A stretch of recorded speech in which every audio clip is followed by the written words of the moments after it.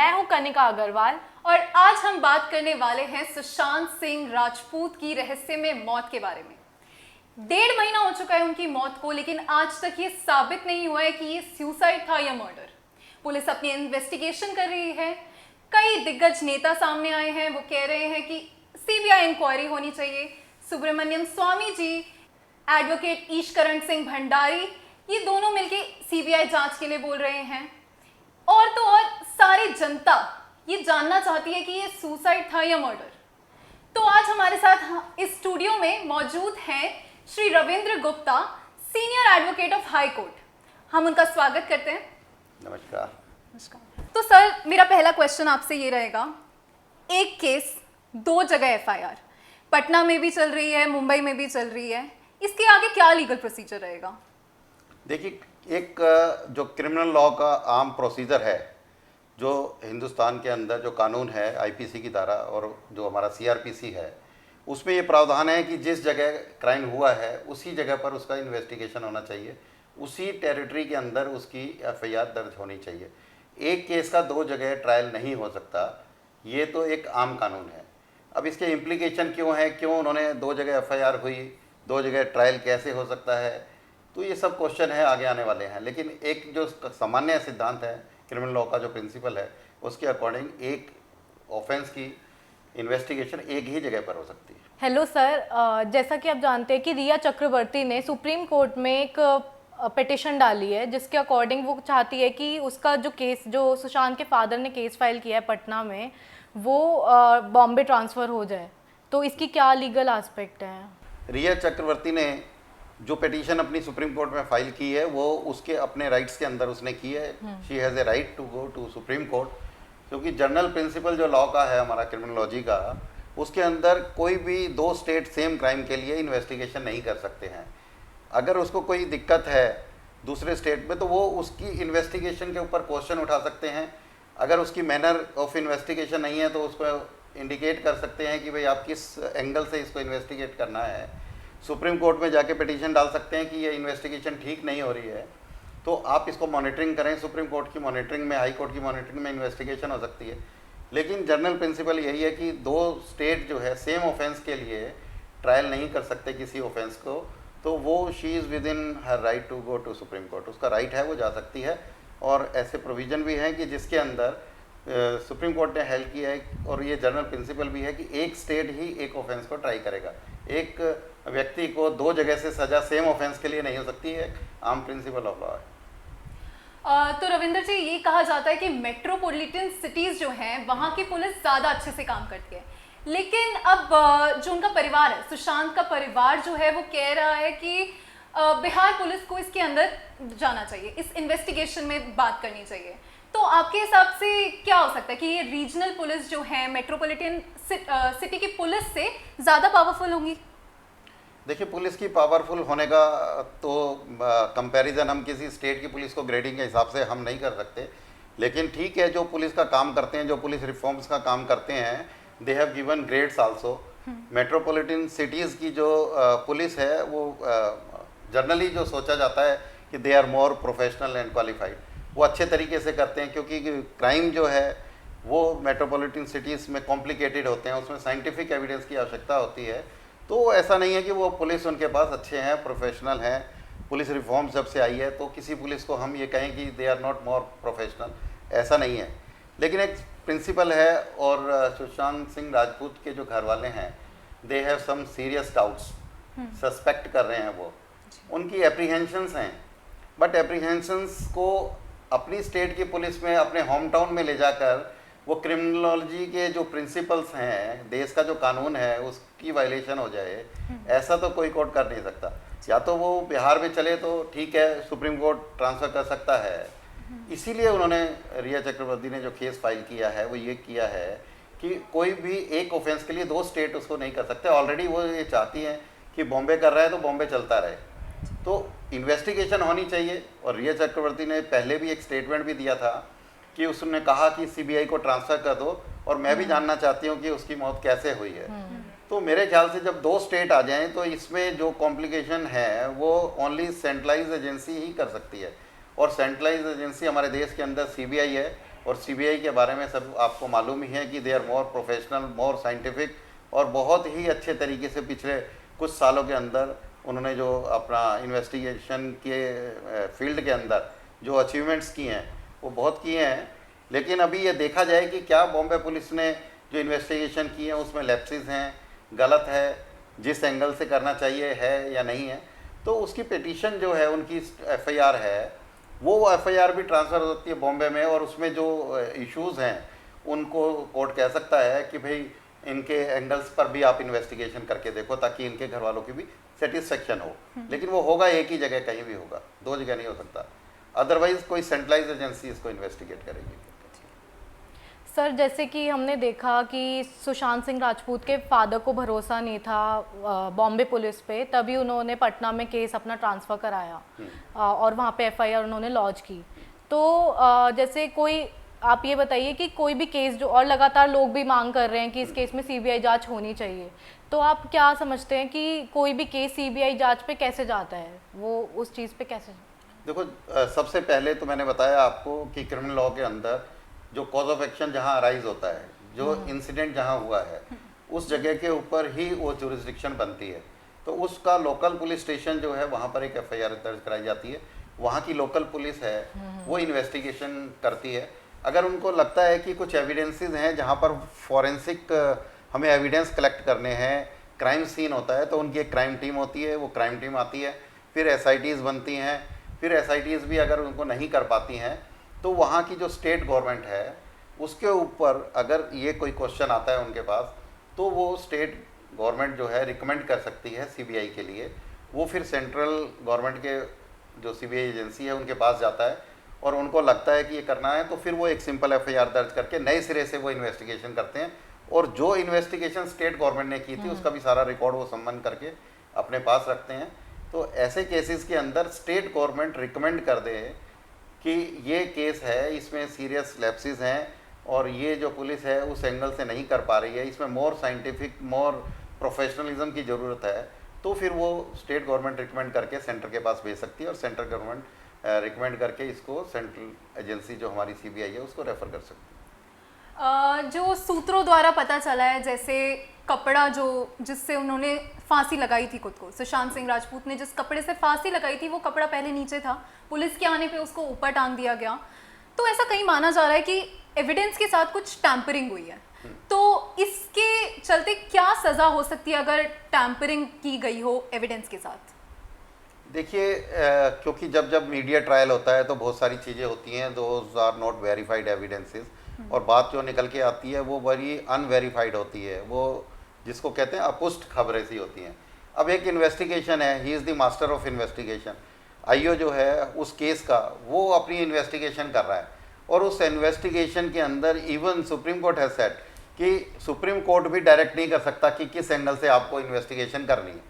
वो ये कह सकते हैं कि इंडिपेंडेंस होनी चाहिए, आप बिल्कुल ठीक करो, with in framework of law करो, लेकिन जो इन्वेस्टिगेटिंग ऑफिसर है he is the master of investigation, उसको देखना है कैसे करना है।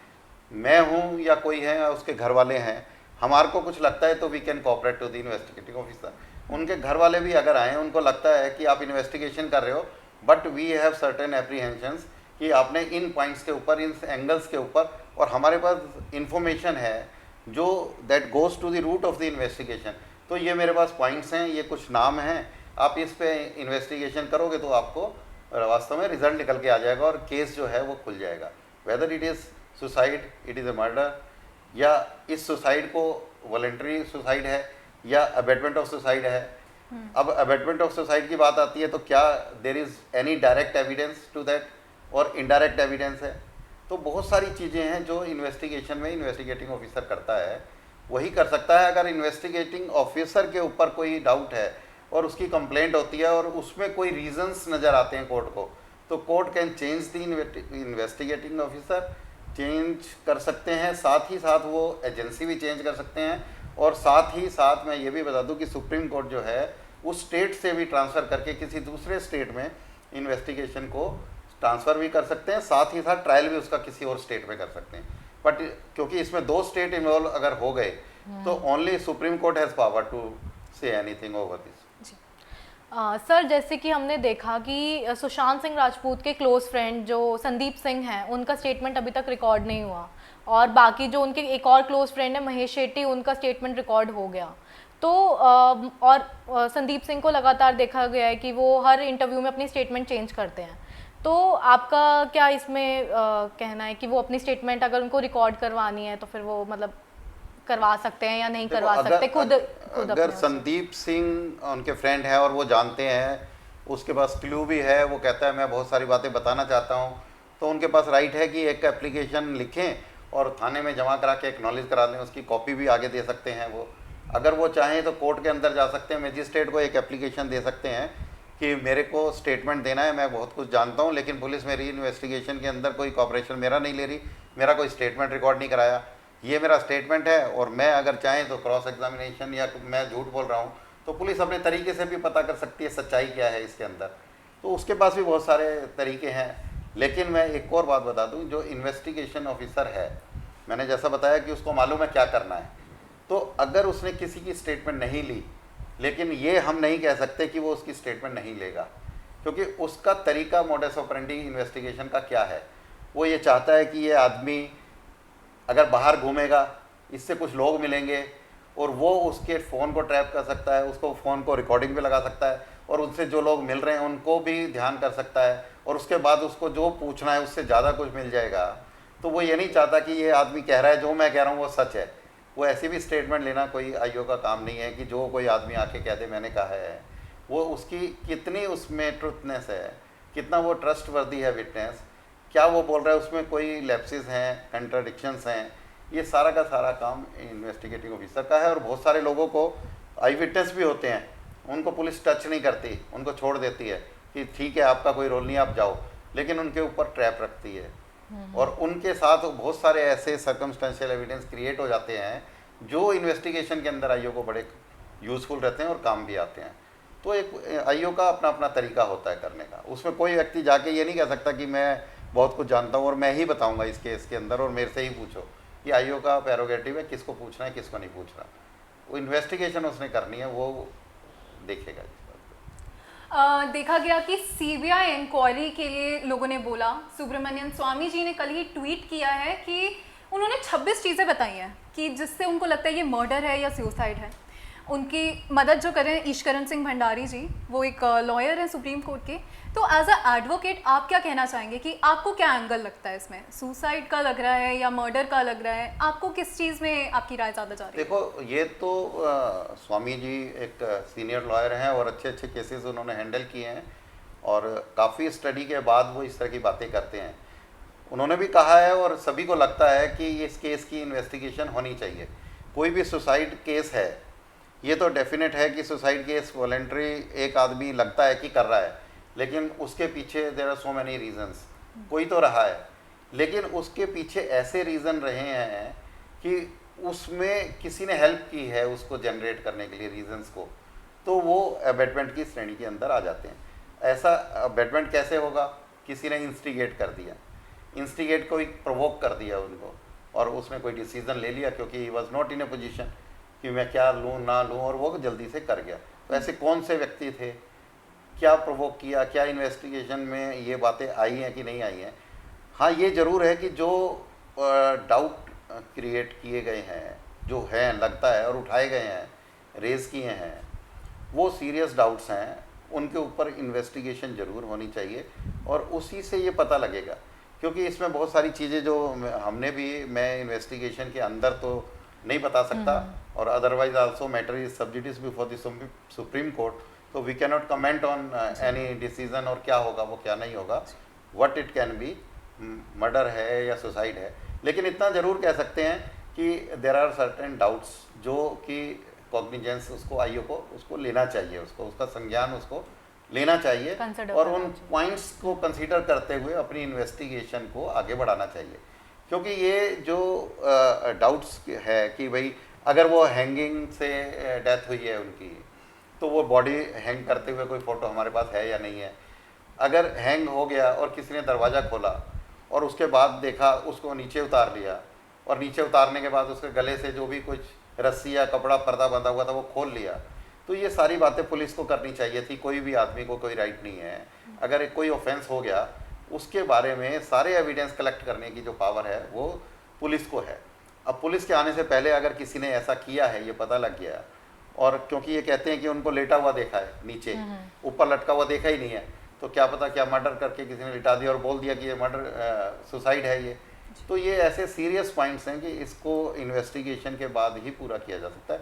और स्वामी जी ने जो है वो बहुत अच्छे क्वेश्चंस उठाए भी हैं, लेकिन मेरे को भी लगता है क्योंकि 2 स्टेट की पुलिस इसको इन्वेस्टिगेशन अब कर रही है। अब वो पुलिस भी आ रही है बॉम्बे में, वो कह रहे हैं हम अपने तरीके से करेंगे, हम उसके बैंक अकाउंट को लेंगे। इन्होंने बैंक अकाउंट के एंगल से किया ही नहीं। अब मेरे को ये नहीं लगता कि उस स्टेट की गवर्नमेंट को कैसे मालूम हुआ कि बॉम्बे की जो पुलिस है उसने इन्वेस्टिगेशन जो सीक्रेट होती है, वो सीक्रेट इन्वेस्टिगेशन के जो अभी तक का अपडेट है वो उन्होंने बिहार की पुलिस को दे दिया कि हमने ये पॉइंट चेक ही नहीं किया। क्या उन्होंने उसके बैंक अकाउंट को नहीं देखा? क्या उसने कितना खर्च किया है? क्या उसके जो कार्ड्स चेंज हुए हैं? स्वामी जी ने जो क्वेश्चन उठाए हैं वो यही हैं कि जो गले पे मार्क हैं वो किस मार्क के हैं, रस्सी के हैं, कपड़े के हैं, जिस कपड़े को दिया गया है क्या उस कपड़े से ऐसे मार्क्स लग सकते हैं कि नहीं लग सकते। तो बहुत सारी चीज़ें हैं जो ये डाउट क्रिएट करती हैं। और एक बहुत ही हेयर लाइन मैं कह सकता हूँ कि डिवीज़न होता है अटेम्प्ट टू सुसाइड या मर्डर के अंदर। तो ये इन्वेस्टिगेशन के बाद ही खुल के आएगा। ये बहुत कॉम्प्लिकेटेड इन्वेस्टिगेशन है, इसके अंदर सिंपल कोई स्टेटमेंट दे के इन्वेस्टिगेशन हो जाएगी मैं नहीं समझता। बहुत सारे साइंटिफिक एस्पेक्ट्स हैं जिसको कि कंसीडर करना पड़ेगा। इसमें बहुत प्रोफेशनल लोगों की इसमें मदद लेनी पड़ेगी। और उसके बाद बाकी तो चल ही रहे हैं सारे एंगल, लेकिन हम ये भी नहीं झुटला सकते कि जो बॉलीवुड इंडस्ट्री के अंदर जो जैसा आप लोगों को मालूम है चल रहा है कि कहीं उसकी जो अबेटमेंट है वो उस पार्ट पर तो नहीं है। तो जो पुलिस को लगेगा, अगर अब उनको लगता है कि रिया चक्रवर्ती पार्ट में ही कुछ निकलेगा, तो मेरे को लगता है कि बॉम्बे पुलिस उसकी अपना कॉग्निजेंस लेते उस पॉइंट पे, उस एंगल से भी उसको इन्वेस्टिगेट करेगी।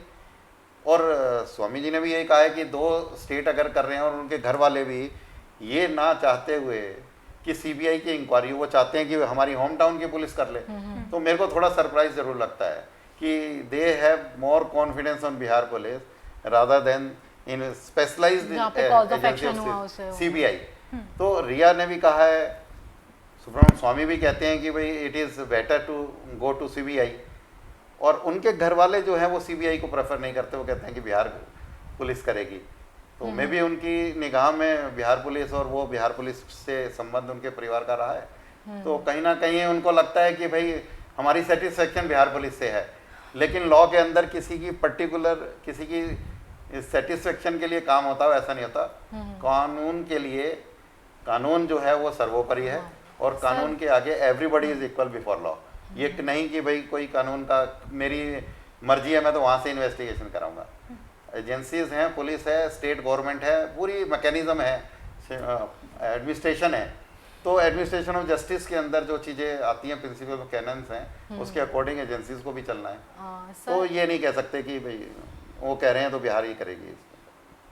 सर, जैसे कि हमने देखा कि जो सुशांत सिंह राजपूत के फादर ने जो लॉयर हायर किया है, उन्होंने ये बताया, फैमिली लॉयर जो है उन्होंने ये बताया कि 25 फरवरी को उन्होंने एक केस फाइल किया था कि सुशांत सिंह राजपूत की जान को खतरा है और उनको कुछ हो सकता है।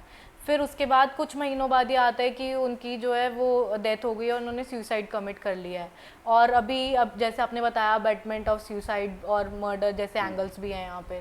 तो इसमें जो अबेटमेंट ऑफ सुसाइड अगर होता भी है तो उसमें क्या प्रावधान है कानून की तरफ से, कितनी सज़ा हो सकती है? और जब पुलिस को ये नॉलेज में उनके डाला गया था कि ऐसा कुछ हो सकता है, तो वो उस चीज़ को अब कंसिडर क्यों नहीं कर रही, ये चीज़ आगे क्यों नहीं आ रही? तो इसके बारे में देखो, ये तो सिक्योरिटी का मामला आ जाता है। हाँ। अगर किसी को लगता है कि भाई मेरे को थ्रेट्स एक्सटेंड कर रहा है कोई, या तो उनको बताना चाहिए, तो पुलिस इन्वेस्टिगेशन करके उसको पनिश भी करती। भी जान को खतरा है तो किससे खतरा है, कुछ तो डाउट्स होते हैं ना। हाँ, अगर उन्होंने जो भी नाम बताए, पुलिस ने इन्वेस्टिगेशन की होगी, और किसी भी नागरिक की सुरक्षा का जो जिम्मेवारी है वो स्टेट गवर्नमेंट की होती है और पुलिस की होती है। तो अगर उनको कोई डाउट था और इस तरह से कंप्लेंट दी थी, पुलिस ने अपना ज़रूर देखा होगा एंगल कि इनको थ्रेट है, तो उन्होंने सिक्योरिटी प्रोवाइड करी होगी और लगता था उनको कि भाई इस तरह की कोई खास सिक्योरिटी की आवश्यकता नहीं है तो नहीं दिया होगा, ये पुलिस का मामला है। लेकिन इस एंगल से भी इन्वेस्टिगेशन को देखना चाहिए, ये मेरा मानना है। और उनके घर वालों को एक एप्लीकेशन देकर, बल्कि महाराष्ट्र पुलिस को भी ये कहना चाहिए कि अगर आपको करना है इन्वेस्टिगेशन तो इस एंगल से करो, तो उनको वो पॉइंट्स उनके आगे रेज करने चाहिए। और बाद में अगर उस एंगल से नहीं इन्वेस्टिगेशन होगी तो कोर्ट में जा सकते हैं कि हमने पुलिस को बताया था, उन्होंने इन्वेस्टिगेशन किया नहीं है, तो आप इसमें कोई डायरेक्शन दें, तो सुप्रीम कोर्ट उसमें कोई डायरेक्शन दे सकता है उनको। लेकिन ये डाउट्स ज़रूर हैं कि पहले उनकी जान को खतरा होना, फिर उनकी जो मैनेजर थी उसका एक कहते हैं कि भाई मिस्टीरियस सर्कमस्टेंसेस के अंदर उनकी भी डेथ हो गई, क्या हुआ, डेथ हुई या सुसाइड था, अभी वो इशू चल ही रहा था कि उससे पहले ये वाला इशू भी आ गया, और भी 1-2 डेथ्स इसके बीच में हुई हैं, बहुत सारे इनके लोग इन्वॉल्व हैं। अब ये एक हम अगर इन्वेस्टिगेशन एजेंसी से बाहर जाकर अपने दम पर हम ये कोई डाउट्स क्रिएट करते रहें और मीडिया ट्रायल करते रहें तो उससे नहीं है। लेकिन ये जो है पुलिस साइंटिफिक प्रोफेशनल लोगों के साथ मिलकर जांच कर रही है, मेरे को पूरा भरोसा है कि उसमें कुछ ज़रूर निकल के आएगा और इसकी कहीं ना कहीं मतलब दूध का दूध पानी का पानी जो है वो होगा जरूर। और सर अबेटमेंट ऑफ सुसाइड का क्या सजा है? अगर देखो अबेटमेंट ऑफ सुसाइड जो है आईपीसी की धारा 306, जो 306 आईपीसी है वो ये कहती है कि whosoever abet to suicide of someone, उसके लिए इंसाइट करता है, किसी को इंस्टिगेट करता है, तो ऐसे लोगों को सज़ा हो सकती है और उस कानून के हिसाब से उसको 10 साल की सज़ा आईपीसी के अंदर और फाइन और सज़ा दोनों चीज़ें उसको हो सकती हैं। लेकिन उसके लिए उसको ट्रायल फेस करना पड़ेगा और क्रिमिनल ट्रायल के लिए आपको मालूम ही है कि उसका एक सेट प्रोसीजर है, court has to follow the procedure और अल्टीमेटली ट्रायल के बाद उनको 10 साल की सज़ा हो सकती है। ऐसे केसेस में अगर सज़ा भी हो जाए तो उसके बाद उनको हाई कोर्ट और सुप्रीम कोर्ट जो हमारी हिरार्की ऑफ कोर्ट्स है उसके अंदर उनको राइट होता है अपनी, और unless until anyone is convicted by the supreme court तब तक वो अपने आप को इनोसेंट मान सकता है, क्योंकि सुप्रीम कोर्ट का फाइनल है, वो फाइनल लॉ है और दैट बिकम्स लॉ, वो एक कानून की शेप ले लेता है जो सुप्रीम कोर्ट कहता है। ये एक जो अहम नाम सामने आ रहा है वो आ रहा है महेश भट्ट का। पिछले प्रवीण बाबी के टाइम के केस पे भी उनका ये नाम सामने आया था, लेकिन पुलिस ने उनसे सिर्फ 1 घंटे इंटेरोगेशन की। तो मैं पूछना चाहती हूँ, जैसे बॉलीवुड इंडस्ट्री का हमने सुना है कि अंडरवर्ल्ड के साथ काफ़ी कनेक्शन है, तो क्या मोदी सरकार जो है, क्या गवर्नमेंट की तरफ से कोई एक्शन लिया जा रहा है इन सब चीज़ों को बाहर निकालने के लिए? क्या कोई ऐसा लॉ बनना चाहिए इन सब चीज़ों के बाहर निकालने के लिए, या फिर कोई ऐसा लॉ है ऑलरेडी हमारे कॉन्स्टिट्यूशन में आईपीसी के अंडर कि ये सारी चीज़ें हैं जो संबंध है इनके टेररिस्ट के साथ और इनसे जुड़ी ऑर्गेनाइजेशंस के साथ, तो उनके लिए कोई लॉ है? देखो जब से मोदी गवर्नमेंट आई है इस तरीके के जो ऑफेंस हो रहे थे जिसमें एक साजिश होती थी, कॉन्स्पिरेसी होती थी, बहुत लोगों को बाहर से फंडिंग होती थी, ऐसे लोगों के लिए बहुत सारे कानून भी बनाए हैं। अनलॉफुल एक्टिविटी एक्ट जो था उसके अंदर भी बहुत चेंजेस की गई हैं और बाहर से जो फंडिंग आती थी उसके ऊपर भी रोक लगाई गई है। कुछ ऐसे कानून थे जिनका फ़ायदा उठाकर लोग बाहर से फंडिंग कराया कर सकते थे, ऐसे कानून को स्क्रैप भी किया है, ख़त्म किए हैं बहुत सारे कानून जिनका कोई यूज़ आज की डेट में कोई उसके मायने नहीं थे, वो भी किए हैं। और बहुत सारा अभी आपने देखा हुआ एक कानून भी बनाया था कि जिसमें बहुत सारी ऑर्गेनाइजेशंस या एनजीओज़ जो फंड लेती हैं अब उनको एक डिक्लेरेशन देना पड़ेगा कि हम कहीं भी अगर फॉरेन फंड्स को यूज़ कर रहे हैं तो वो फॉरेन फंड्स हमने कहाँ से हमारे पास आया, उसका क्या सोर्स है, और उसकी हमें एक डिक्लेरेशन देनी पड़ेगी।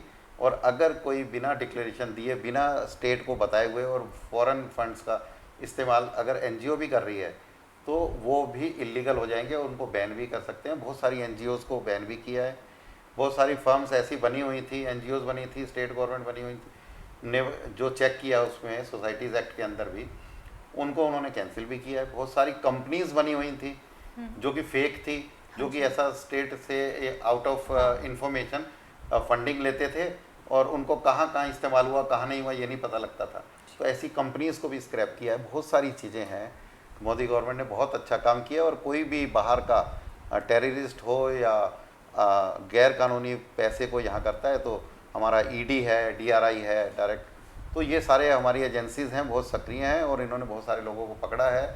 और जैसा मोदी गवर्नमेंट ने बोला कि किसी भी हम टेररिस्ट को या जो हमारे देश से पैसा लूट के जा रहे हैं लोग, बाहर चले जाते हैं और बाहर से यहाँ फंडिंग करते हैं, ऐसे कोई भी लोगों को छोड़ा नहीं जाएगा। अभी आप कुछ केसेस में देख लेना, जिनके 9-9 हज़ार 14,000 करोड़ रुपए लेकर यहाँ से भागे थे, वो आज विदेशों में जाने के बाद रो रहे हैं कि हमसे 14,000 की जगह इससे ज़्यादा 1,000 करोड़ रुपए हमारे जब्त भी कर लिए गवर्नमेंट ने, और अभी भी हमें सज़ा का अलग डर है। तो वो आज हाथ जोड़कर आने के लिए कह रहे हैं कि हमारा पैसा तो ले लिया, हमें आने तो दो। लेकिन हमारे देश की ट्रीटीज़ और हमारी जो मोदी गवर्नमेंट है, विदेशों के साथ उनके संबंध ऐसे हैं कि कोई गवर्नमेंट उनको मना नहीं कर सकती, उनको यहाँ भेजेगी, सज़ा होगी, सारे लोग बेनकाब होंगे और उनको सज़ा मिलेगी, और दूसरे लोगों को भी डर रहेगा करने का। सर, इस मुद्दे को हम एंड करते हुए आपसे ये जानना चाहेंगे कि इस मुद्दे पर आपकी व्यक्तिगत राय क्या है, और आप ये मानते हैं कि सुशांत सिंह राजपूत जैसा उभरता हुआ सितारा अपने सुसाइड देकर अपनी जान ले सकता है, और आप क्या कहना चाहेंगे इस बारे में? देखिए, मेरा कहना ये है कि बहुत सारे पीछे अगर हम देखेंगे, इस केस को भी ना लें तो बॉलीवुड के अंदर बहुत सारे इंसिडेंट ऐसे हुए हैं जिसके अंदर ये मांग लगातार हमेशा उठती रही है कि इस बारे में कोई ना कोई पटापेक्ष इसका होना चाहिए, इसका फाइनल कंक्लूज़न होना चाहिए कि क्या इस तरह की चीज़ें बॉलीवुड के अंदर हैं या नहीं है। तो मेरा इस केस के लिए व्यक्तिगत मेरा जो सुझाव है वो ये है, क्योंकि एक ऑफेंस है और क्रिमिनल लॉ के हिसाब से उसकी 2 स्टेट गवर्नमेंट एजेंसीज जो हैं वो इन्वेस्टिगेशन नहीं कर सकती। तो इस केस में बेटर ये होगा कि दोनों स्टेट गवर्नमेंट की एजेंसीज को छोड़कर अगर हम सीबीआई को इसको स्टेट गवर्नमेंट रेफ़र करें, क्योंकि बड़ा अजीब सा लगता है जब महाराष्ट्र गवर्नमेंट के लॉ मिनिस्टर ये कहते हैं कि सीबीआई की कोई आवश्यकता नहीं है, और उनको सीरियस डाउट्स हैं उनके फैमिली को।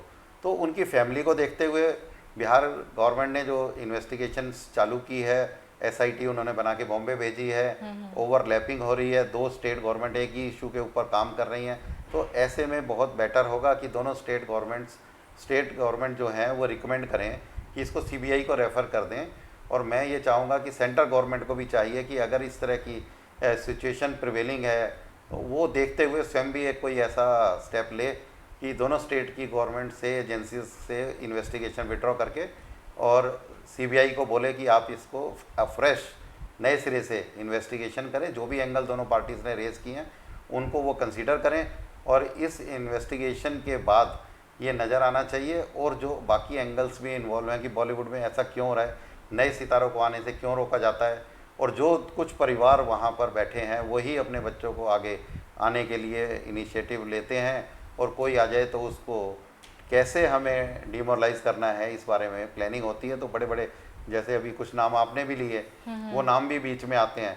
तो ऐसे घरानों के ऊपर भी आज मैं कहता हूँ कि इतनी साख होने के बावजूद ऐसे डाउट उनके ऊपर आ रहे हैं, उनको भी चाहिए कि कोऑपरेट करें और अपनी एक इमेज बिल्डिंग के लिए भी उनको आज सामने आना चाहिए। उनको भी ये रिक्वेस्ट करनी चाहिए कि ये इन्वेस्टिगेशन सीबीआई करे ताकि दूध का दूध पानी का पानी हो जाए, और वो ही स्टेट गवर्नमेंट जो है दोनों कोऑपरेट करें और सीबीआई को ये इसको करने के लिए आग्रह करें। मेरा मानना यही है, सबसे बेस्ट मेरा सजेशन है गवर्नमेंट को एज ए मेरा जुडिशियल एक्टिविज़म के माध्यम से भी कहें या एडवोकेट के माध्यम से कहें या एक आम सामान्य नागरिक के हैसियत से मैं कह रहा हूँ कि ये मेरी डिमांड है कि सीबीआई इसकी जांच करे।